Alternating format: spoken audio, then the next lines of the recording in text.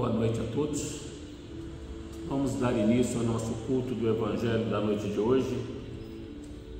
E antes de iniciarmos, gostaria de pedir as vibrações de afeto, de carinho, endereçadas ao nosso irmão Wilson Donizete Cardoso, Herculano Pereira e Hércules Pereira, para que essas vibrações cheguem até os hospitais onde ambos estão internados, necessitando das nossas vibrações de carinho, de afeto, que Bezerra de Menezes, Eurípides do Arçanulfo e toda a equipe médica do plano espiritual possa ir de encontro a esses irmãos, levando até eles as necessárias energias balsâmicas para os seus tratamentos. Do livro Palavras de Vida Eterna, ditada pelo Espírito Emmanuel, nosso querido Chico, no sustento da paz. Vivei em paz uns com os outros. Paulo, Tessalonicenses 5,13. Costumamos referir-nos à guerra qual se ela fosse um fenômeno de teratologia política exclusivamente atribuível ao desmando de ditadores cruéis, quando todos somos intimados pela vida ao sustento da paz. Todos agimos uns sobre os outros, e ainda que a nossa influência pessoal se nos figure insignificante, ela não é menos viva na preservação da harmonia geral. A floresta é um espetáculo imponente da natureza, mas não se agigantou sem o concurso de sementes pequeninas. Nossa deficiência de análise quanto à contribuição individual do equilíbrio comum nasce, via de regra, da aflição doentia com que aguardamos ansiosamente os resultados de nossas ações. Sequiosos de destaque pessoal no imediatismo da terra, isso faz com que procedamos à maneira de alguém que se decidisse a levantar uma casa com total menosprezo pelas pedras, tijolos, parafusos e vigas, aparentemente sem importância quando isoladamente considerados, mas indispensáveis à construção. Habituamo-nos frequentemente a maldizer o irmão que se fez delinquente, com absoluta descaridade para com a debilitação de caráter a que chegou, depois de longo processo obsessivo que lhe corroeu a resistência moral, quase sempre após fugirmos da providência fraterna ou da simples conversação esclarecedora, capazes de induzi-lo à vitória sobre as tentações que o levaram à falta consumada. Lideramos reclamações contra o estridor de buzinas na via pública e não nos pejamos das maneiras violentas com que abalamos os nervos de quem nos ouve. Todos somos chamados à edificação da paz que, aliás, prescinde de qualquer impulso vinculado às atividades de guerra e que paradoxalmente depende de nossa luta por melhorarmos e educarmos de vez, que paz não é inércia e sim esforço, devotamento, trabalho e vigilância incessantes a serviço do bem. Nenhum de nós está dispensado de auxiliar-lhe a defesa e a sustentação, porquanto muitas vezes a tranquilidade coletiva já suspensa de um minuto de tolerância, de um gesto, de uma frase, de um olhar. Não te digas, pois, inabilitado a contribuir na paz do mundo, se não admites o poder e o valor dos recursos, chamados menores no engrandecimento da vida, faze um palácio diante de vigorosa central elétrica e procura dotá-lo de luz e força sem a tomada. Então vamos elevar os nossos pensamentos a Deus, rogando do nosso Pai Celestial, do nosso guia e modelo Jesus e da espiritualidade maior que nos envolve, nos assiste, nos inspira nesse instante, diretores espirituais dos trabalhos desta casa, nossa eterna gratidão. Gratidão, Pai, pela semana que se passou, pelo alimento, pela água, pelo teto e pelo agasalho. Gratidão pela nossa saúde. Gratidão pelos nossos entes queridos, encarnados e desencarnados, onde quer que se encontrem. Gratidão pelos amigos e até por aqueles que se julgam nossos inimigos. Que a mesma paz, a mesma luz, serenidade que rogamos para nós outros, recai igualmente sobre cada um dos nossos irmãos sobre a face da terra. Assim, Pai, imensamente agradecidos por essa oportunidade, mas como pedintes que somos, te rogamos ainda nesse instante, permita que nossa Mãe Maria, juntamente com os legionários do bem, leve a todos os nossos irmãos suicidas o equilíbrio, a serenidade e a luz que necessitam para os embates que ainda estão por vir, mas que em breve possam estar juntos de nós novamente. E assim, com a oração que o Senhor nos ensinastes, damos por iniciado o nosso culto do Evangelho da noite de hoje. Pai nosso que estais no céu, santificado seja o vosso nome. Venha a nós o vosso reino, seja feita a vossa vontade, assim na terra como ela é feita no céu. O pão nosso de cada dia nos dai hoje. Perdoai as nossas ofensas na medida em que perdoarmos aos nossos ofensores.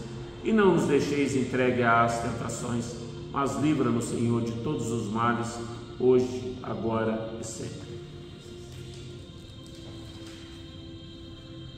Do capítulo 3 do Evangelho segundo o Espiritismo, há muitas moradas na casa de meu Pai. Que não se perturbe vosso coração. Credes em Deus, crede também em mim. Há muitas moradas na casa de meu Pai. Se assim não fosse, eu já vos teria dito, pois me vou para vos preparar o lugar. E após ter ido e vos preparado o lugar, eu voltarei e vos retomarei para mim, a fim de que lá, onde eu estiver, vós estejais também. João 14, 1-3. Destinação da terra, causas das misérias humanas.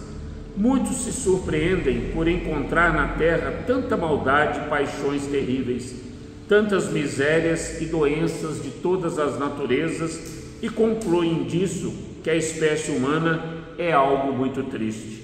Este julgamento origina-se de um ponto de vista limitado e dá uma falsa ideia do conjunto.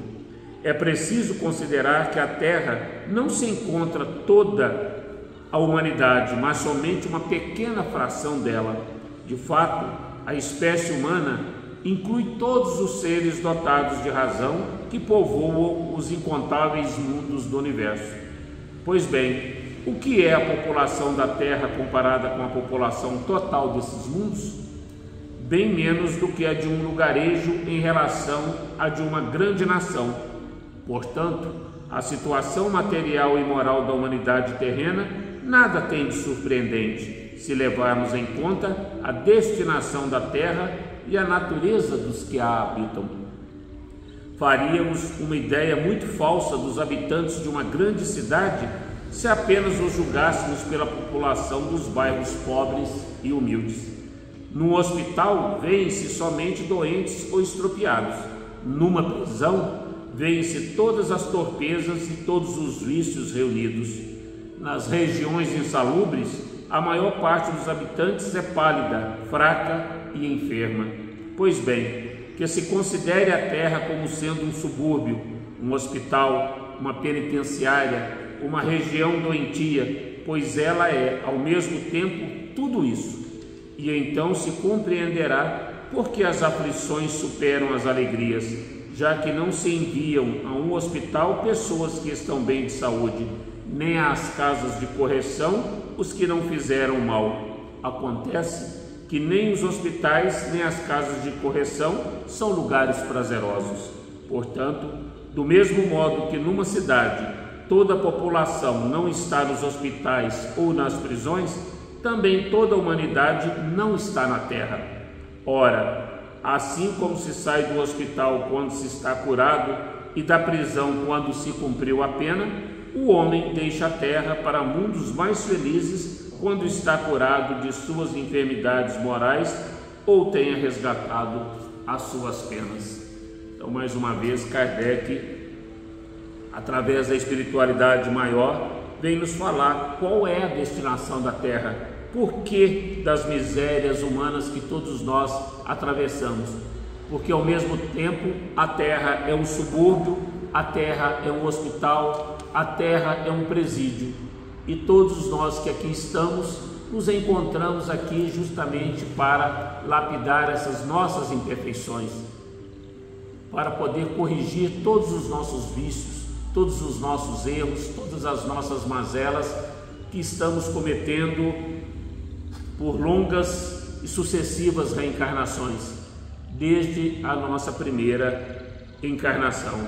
Então nós precisamos curar o nosso espírito, primeiramente, porque nós nos encontramos neste plano exatamente para isso, não para curar o nosso físico, para curar o nosso espírito, porque nós somos seres espirituais e não materiais, e muitas das vezes nós trocamos, nós acreditamos sermos matéria dotados de um espírito, nós somos espíritos nessa veste carnal que nos serve na presente encarnação, para que possamos lapidar todas essas nossas iniquidades, e por isso nós nos encontramos aqui. Então, quando nós nos curarmos de todas as mazelas, quando nos curarmos de todos os defeitos, quando realmente nos aprimorarmos, poderemos transitar para mundos melhores, e aí teremos condições de transitar por outros mundos. E o próximo mundo na escala evolutiva dos mundos é o mundo de regeneração, não o mundo de regenerados, mas o mundo de regeneração, onde ainda também impera o mal. O bem ainda não sobrepuja o mal nesses mundos de regeneração, mas nós já conseguimos ter um senso maior de responsabilidade, nós já conseguimos rogar a presença de Deus em nossas existências e lutar por justiça, já conseguimos pensar mais no próximo do que em nós mesmos. Então nós precisamos analisar a Terra como sendo apenas uma pequena parcela do universo como um todo, que é a casa do nosso Pai. Todo o universo. Seria um ledo engano nós olharmos para o céu à noite e acreditarmos que as estrelas estão ali simplesmente para brilhantar, para nos iluminar, porque cada uma dessas estrelas possui o seu sol, cada uma dessas estrelas possui a sua humanidade. Pode ser que sejam melhores do que nós, pode ser que sejam iguais a nós, mas todos esses mundos são habitados, com toda certeza. E é isso que Kardec nos fala neste capítulo 3, muitas são as moradas na casa do meu Pai. Seria uma leviandade da nossa parte, um grande engodo, queremos acreditar que somos os únicos seres existentes neste planeta, neste universo que Deus criou com toda a sua sabedoria, com toda a destinação que os Espíritos nos falam, que nós alcançaremos um dia, que é a perfeição.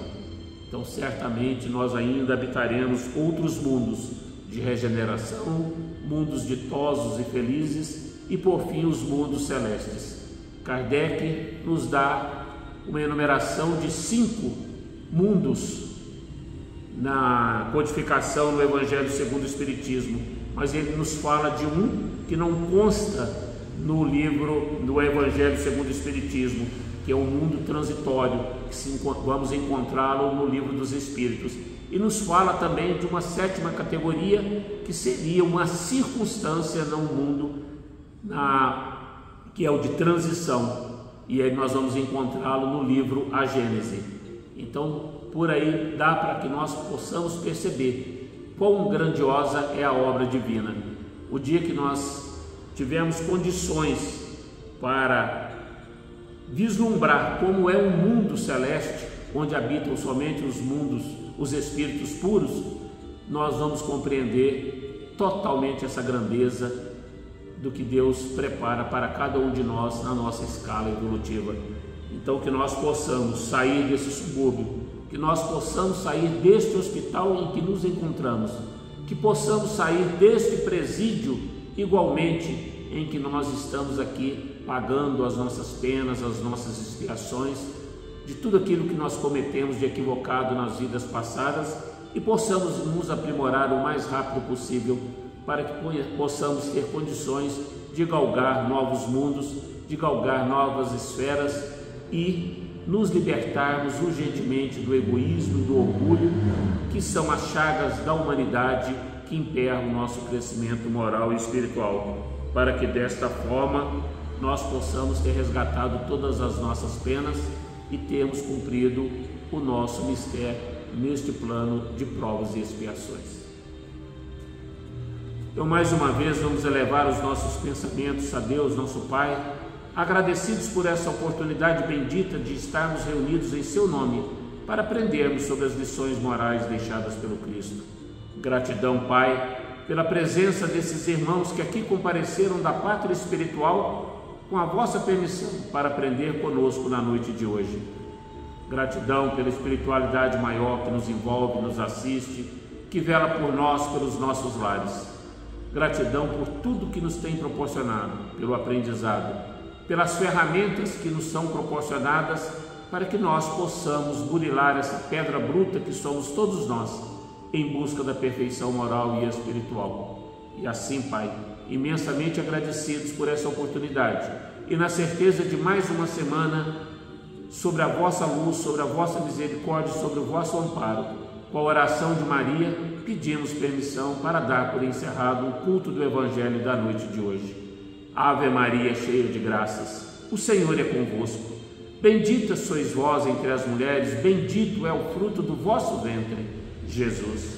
Santa Maria, Mãe de Jesus, rogai por nós, pecadores, agora e na hora do nosso desencarne, e que assim seja. Gratidão.